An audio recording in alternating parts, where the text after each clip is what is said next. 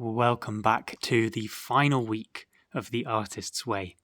It's been a wonderful journey going along this with you, going through The Artist's Way, going through the whole process and giving my opinion on the process and having so many of you react and respond so welcomingly to my first series on YouTube. So first off, big thank you to everyone who's followed along this series so far, has subscribed to the channel and has been liking and commenting on the videos. Your input has been greatly appreciated.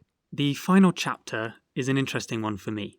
I think it's got a lot of really good content in it, but at the same time, I felt it was quite unceremonious in ending and leaving what's been quite a long journey, really. So whilst I like a lot of the things that are said in this chapter, it did also leave me with a little bit of a sense of like, oh, it's over.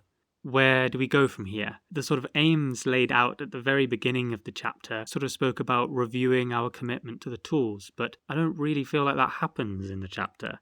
That's what I expect from a final chapter, but did it actually happen? I'm not sure. There's a lot of great stuff here, a lot of great advice, but not necessarily a renewal of my commitment to the tools. There's a moment in the tasks where it suggests rereading the book. Even some of the tasks are to go back and read certain pages, but at the same time, I've already read the book, I already remember the book. And yes, I would like to read this book again. I would like to go through some of the tasks again, perhaps in a more selective manner than I did this time. It's like I've done the full overview, and now there's some things that I would like to touch on again and revise. But renewing my commitment to certain tools is maybe more truthful. There's definitely things I'll be leaving behind and definitely things I'll be keeping. And I think that's perfectly normal and perfectly helpful. This book and course is kind of a fix-all medicine to as many different problems as Julia Cameron can anticipate. There will be some problems that some people have and problems that some people don't have. I think it's perfectly normal for people to be selective and to take the aspects that they like and to leave behind the aspects that they don't. So with that said, this chapter talks a little bit about trusting the creative process, embracing the mystery of the creative process, not taking yourself too seriously, and then it talks about something called the test, which we'll get into in a minute. Okay, so the first section of this chapter talks about trusting. It talks about faith. And specifically in this context, it's not just talking about faith in the spiritual sense, but faith in the wider sense of trusting, faith in the sense of creativity requiring you to relinquish control. And a resistance to that lack of control is self-destructive. So this section talks about having courage towards our inner sense of knowing, a trust towards knowing that if we follow our bliss, doors will open. Whilst we have covered the idea of creative drought in a previous chapter, the idea comes up again here in having faith that no matter how small the trickle gets, the trickle is still there. The flow of creativity is still there. It's never truly extinguished. So accept that flow can pass through both abundance and drought, but it never dries up. Even if it only trickles, that trickling will get us through the tough times and periods that we have, and we must trust that we are on the right path. The next part of the chapter talks about the darkness and the light. Julia Cameron reminds us that whilst we often think about creativity as being the creative spark, the light bulb that goes off when we have a good idea, in order for the light bulb to come on, it needs to be preceded by a darkness, a gestation period for the idea to form. So wait for an idea to hatch. Don't break the egg before it's ready. There's a lovely image here that goes very well with the image we just spoke about of this kind of trickling flow that gets us through a creative drought, that a stalagmite forms slowly with small drips and drops. A stalagmite requires time to form. So often when we push, pull, outline, order, and try to control our ideas prematurely, instead of letting them grow organically, we are revealing to ourselves that we are losing faith in the gestation period of the creative process. And we just need to accept that there's a kind of mysteriousness and a period of darkness that we need to go through when creating. So trust the blinding darkness and allow the egg to form, allow the stalagmite to grow, allow the light bulb moment to switch on in its own time. In some cases, it may not be like an aha moment, but instead you suddenly take a step back and you realize that this formation is in front of you and what you've created is beautiful. slowly trickling one piece at a time over what may have felt like a very creatively bleak, unsure about where you're going period of time. In this spirit, the next part of the chapter talks a little bit about not taking our art too seriously and the spiritual benefits of treating what you're doing like a hobby. The way Julia Cameron actually words it is to get serious about taking yourself lightly. So we often want to find something important to do, something important to make, but we need to remember that we are what's important. So doing what you love is a very good place to start, and doing what makes you feel connected is also a very good place to start.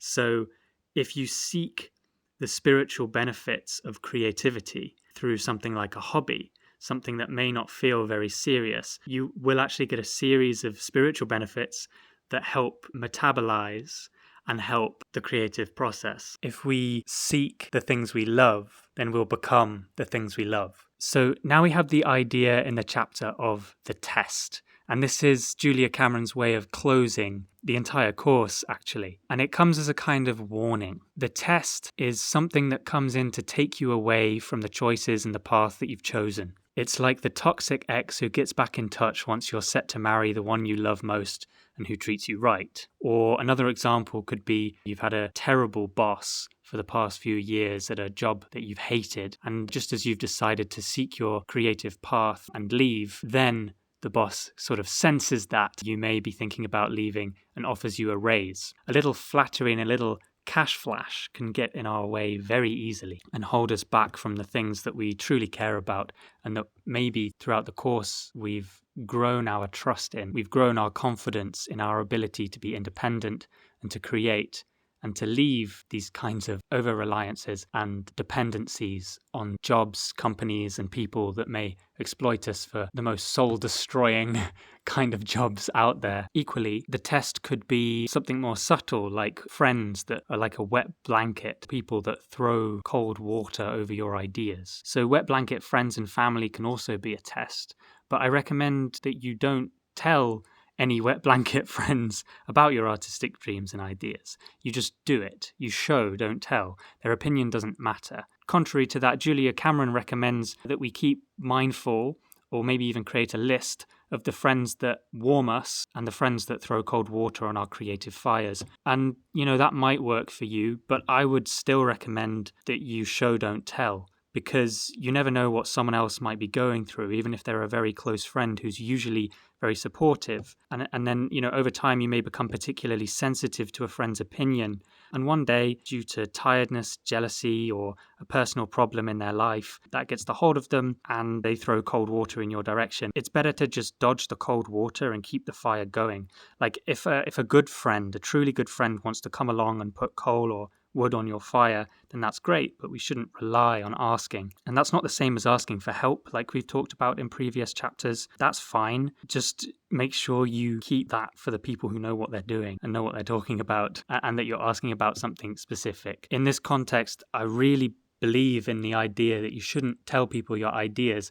There is also some evidence here and there that I've seen that when you tell someone about this creative idea that you've had, it makes you less likely to actually go and do it because you've already lived the enjoyment of creating the idea by sharing it with that friend. So by keeping it secret, you allow it to gestate, you allow it to grow, you allow it to go through its embryonic stages for longer and become the truest version of itself. Don't show it before it's ready. I know it might sound strange, but really, I think I've experienced this a little bit in my life where I've had a really good idea and I really want to tell someone, and I tell them and they have a really good reaction. They're like, oh yeah, Jacob, that's such a good idea. I love that idea. And we talk about it. And then I never make it because I've already lived the enjoyment. I've already lived the joy of telling this person about this thing that I want to make. And so it's kind of already existed, but it never got to be. And it never got to the eyes of so many other people who may have enjoyed it. That's a shame, I think. So my way going forward, at least, slightly contrary, but not completely contrary to Julia Cameron, is just going to be to keep my ideas to myself, and you'll see them as they come out. And if you enjoy them, you enjoy them, and if you don't, you don't. Other people's opinions really don't matter as much as we think they do. So yeah, that's all for this week. that's all for this course. I really hope you've enjoyed this episode and the series. If you have, I'll be making new things soon, more likely to be one-off videos rather than long courses and series like this.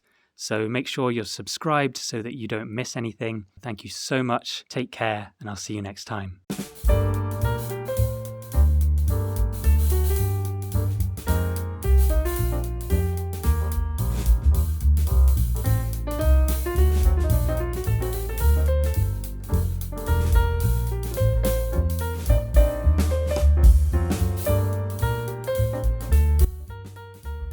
I think it can be a tall ask for people to acknowledge something that you do not know to be true.